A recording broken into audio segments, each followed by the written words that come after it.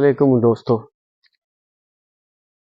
ये रमज़ान का आखिरी अशरा चल रहा है और इस आखिरी अशरे के बाद जो 30 तारीख आने वाली है, उस दिन हिंदुस्तान का सबसे बड़ा फ़कीर, ऐसे सुना है नाम उसका, सलमान खान है।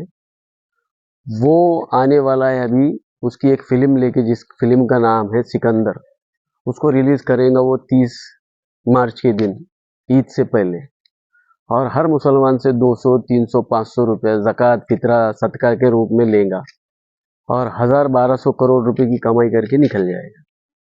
जो रमज़ान के वक्त में आता है, मुसलमानों से सदका फितरे की रकम लेता है और मुसलमान फिल्म देखने जाते हैं थिएटरों में, और उसकी रिसीट वहाँ थिएटरों में मिलती है, 200 रुपये की, 500 रुपये की, 300 रुपये की, ऐसी रिसीट मिलती है उसको, लोगों को।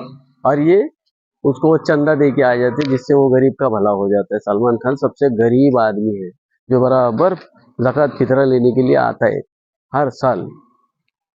रही बात दूसरी, जब भी रमज़ान से पहले अंदर औलिया किराम की मज़ारें हैं, जिनके ऊपर रमज़ान से पहले उर्स होते हैं, और उर्स में कव्वालों को बुलाया जाता है। कव्वाल आते हैं, किसी इंसान ने लिखे हुए कलाम को लोगों के सामने पेश करते हैं कव्वाली की शक्ल में। वो 4 से 5 घंटे के अंदर तकरीबन 3 से लेके 5 लाख रुपए तक वो कव्वाल कमा कर चला जाता है। हमारा इख्तिलाफ नहीं है, उर्स होते हैं, उसमें कव्वालों को बुलाया जाता है और कव्वालों को उतने पैसे मिलते हैं। जबकि कोई इंसान उसका कलाम लिखता है और वो कलाम को पेश करता है, उसके एवज में उसको 4 से 5 घंटे में 3 लाख से 5 लाख रुपए मिलते हैं और चले जाता है। जबकि हमारे मस्जिदों के अंदर इमाम पूरा महीना तरावी पढ़ाते हैं, पूरा महीना जो कलाम इलाही है वो पढ़ाते हैं।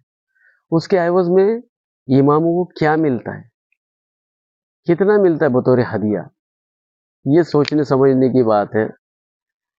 वहाँ फिल्म एक्टर को 1000-1200 करोड़ मिल जाते हैं, यहाँ पे कव्वाल अपना फन दिखाते हैं, उनको लाखों मिल जाते हैं। लेकिन दुनिया की मुक़द्दस किताब को लोगों के सामने सुनाने वाले हाफिज़ किराम, उनको बतौर हदिया क्या मिलता है, ये सोचने की बात है। ये बहुत बड़ा सवालिया निशान है। अस्सलामु अलैकुम।